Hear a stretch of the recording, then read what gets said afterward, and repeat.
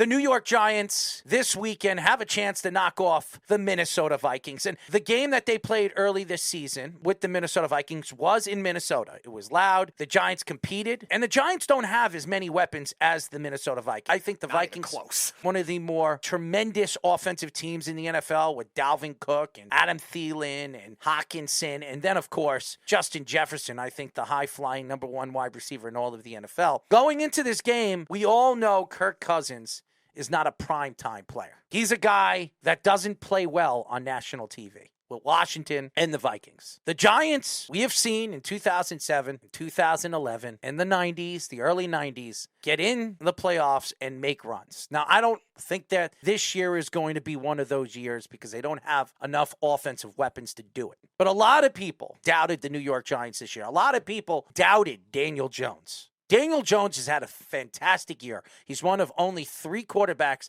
to have over 3,000 yards throwing and 600 yards running with no wide receivers and really no offense. Offensive line is not that good. They have Andrew Thomas and everybody else was garbage this year. The fact that Daniel Jones did the things that he did this year is miraculous. And Dable, I think, is going to be up for Coach of the Year. Is he going to win it? Probably not. But the season that the Giants pulled off was fantastic. They only beat one over 500 team this year, the Baltimore Ravens. And that stands a lot when you're going into the playoffs and you have to play teams that were elite in their divisions, their conferences, and the league. Now, this is probably the best matchup the Giants could ask for out of all the teams they could have played in the wild card game. Minnesota, one of the more luckier teams this year. They won games by no more than 3 to 5 points. They're a team that plays in front of the crowd very well, and they have a knack of winning close games. If the Giants could get an early lead, if they can run the ball very well, control the clock, and play good defense, if Wink could get this team to blitz, put pressure on Kirk Cousins,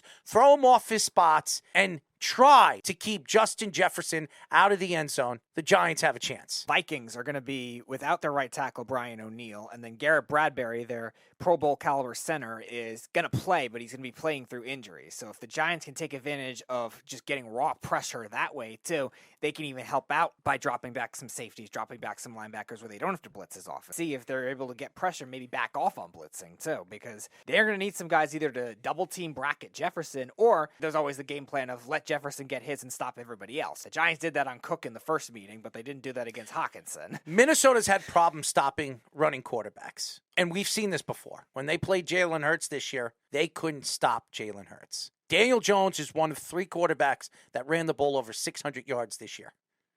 The other 2 quarterbacks, Josh Allen and Jalen Hurts. The Giants have to look at their strengths in this game. They need to blitz. They need to put pressure on Kirk Cousins because we have seen Kirk Cousins for a long time make mistakes when you could put pressure up the gut. Jam the middle. Jam him where he is forcing the ball into places that he is not comfortable throwing it. And the Giants need to run the ball. They have to feed the beast. Saquon Barkley needs to dominate the line of scrimmage throughout the game. If he is getting yard after yard and controlling the clock, the Giants could win this game. And their youngsters, Thibodeau and Leonard Williams, needs to put pressure in places in a playoff game that we haven't seen Leonard Williams do, even with the Jets. And even with Bradbury being healthy, their right guard is a rookie in Ed Ingram, who hasn't played well for the Vikings. So if Dexter Lawrence is taking the attention with Bradbury, Leonard Williams can feast on that side of the line. I love Dexter Lawrence. I think Dexter Lawrence, to me, is their best defensive player. He's been that way all year, and he's been consistent, too. I love the way he plays. I love that he's the leader up front. He's one of the more underrated defensive linemen in all of the NFL. People don't realize that the Giants run their defense through him. He has to have a big game if the Giants have a chance. You have 2 rookie coaches in this game. You have Dable and Kevin O'Connell, who is a disciple of Kyle Shanahan, Sean McVay. He comes from that tree. Now, O'Connell, if you remember, he was drafted by the New England Patriots. He was a Bill Belichick draft pick. Wasn't a good quarterback in the NFL. Most of these quarterbacks that become coaches in the NFL, usually the ones that are not superstars, are the ones that become pretty good coaches in the NFL. And Kevin O'Connell is definitely going to be up for Coach of the Year. He's had a great season. Minnesota found their way offensively. Kirk Cousins had one of his best seasons since Kyle Shanahan, Sean McVay. But this game is going to lie